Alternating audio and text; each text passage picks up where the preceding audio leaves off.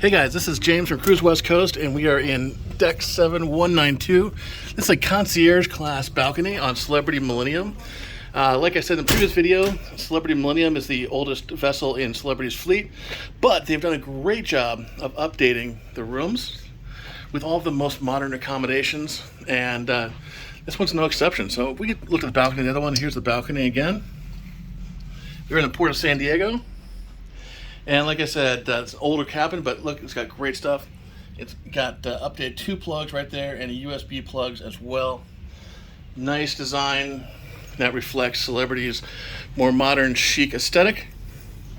Let's go check out the bathroom here.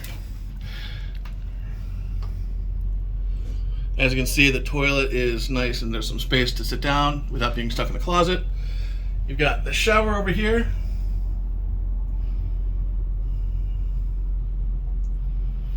And that's it. We're doing quick 1-minute tours of Celebrity Millennium. This is Deck 7192 Concierge Class. Thank you for watching.